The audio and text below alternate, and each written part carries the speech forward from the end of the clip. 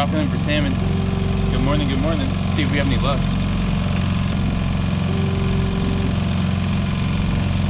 Just kind of zigzag our way out to the reef I want to fish. Should be a good day. Like no wind at all, maybe 5-6 miles an hour all day, I think is what the report says. And yeah, beautiful conditions. All right guys, we just had an interesting situation play out. So I'm sitting here trolling. These guys are trolling in front of me and they just crossed right in front of me, right? Which is fine, that's fine. But they were really close, so I slowed way down to let them pass, which is cool with me, right? And it's these guys right over here. They like caught right in front of me and then they passed me and then they did a 180 and then passed me again, so I had to stop, turn off the engine. And then while that was happening, there was this smaller boat coming up next to me that was going pretty fast and they turned right in front of him. It was like almost a head-on collision. But you know what, I'm just out here to have a good time, so I'm not gonna fight with anyone. Whatever, dude. There's plenty of water to fish, you know? All right guys, don't really mention this too much, but there's a ton of seaweed in the water, so about every 20 minutes I'm gonna check my lines today. Seeing some bait jump right there. I don't know if it's gonna show up on the GoPro, but we're gonna go ahead and circle these guys. Check out this boat, guys.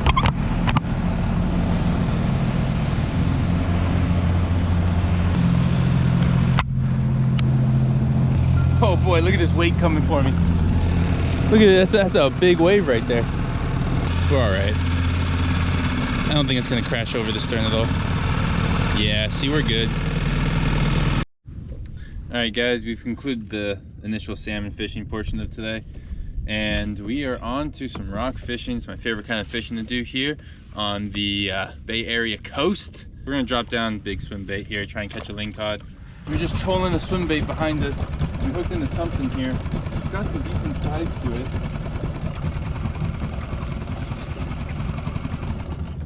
We're gonna go and kill the engine here. See if we can pull this guy in. Definitely a keeper. I'm gonna go ahead and gaff this guy because I want practice with my gaff. So I'm gonna go ahead and put you guys here.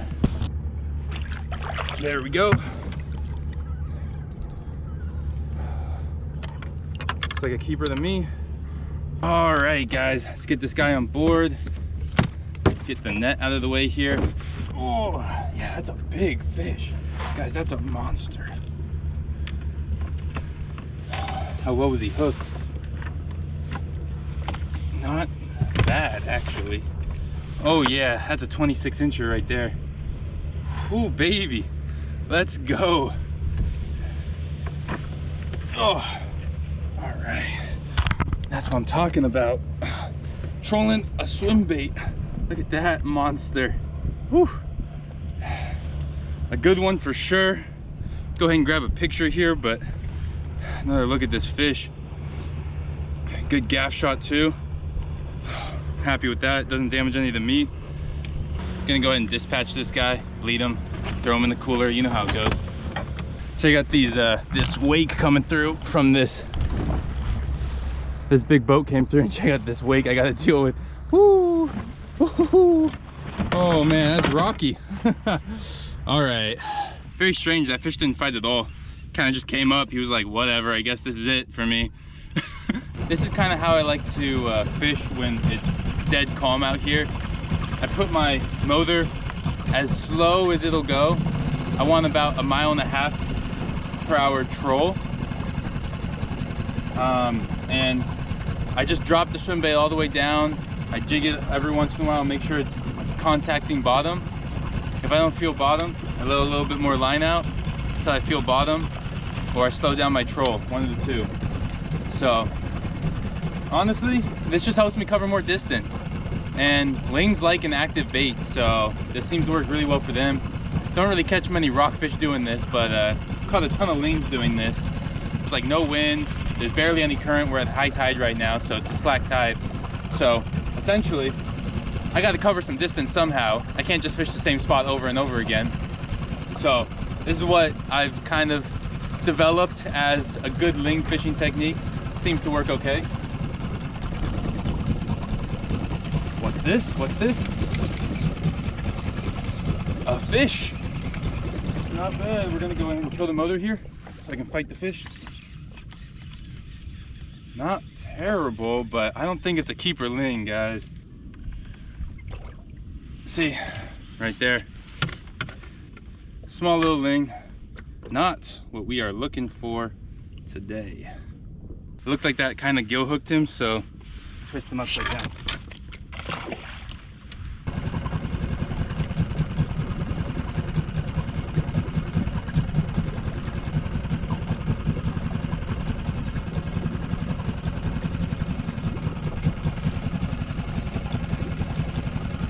All right, guys, we got another fish on here.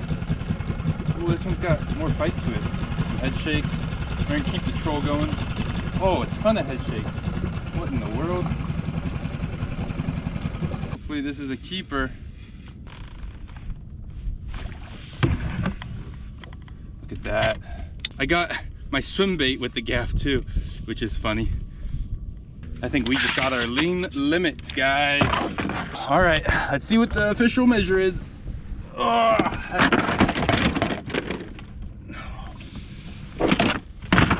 All right, still got some fight left in them.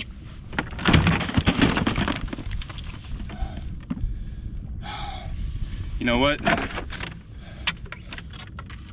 Oh yeah, keeper all day. I'm gonna go ahead and dispatch him, then we'll get the measure because he's feisty today.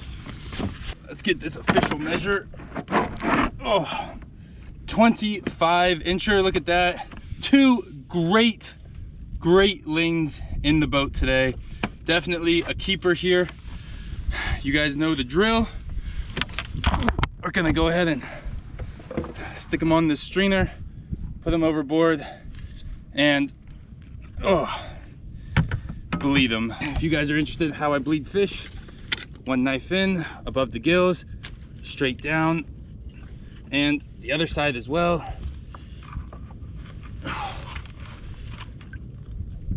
Above the gills, straight down. Yeah. Now he's bleeding out. This swim bait's pretty beat up actually after these two fish today, but oh, actually I caught 3. I caught a short. I've caught about 15 lings on this guy. He's still going strong. I used to use a lot more bait, but I'm kind of switching over to swim baits because they're just so much easier and I spend so much time on the water. I don't want to mess around with bait too much. So swim baits have been killing it on the lings for me this season. Hopefully we can continue that progression.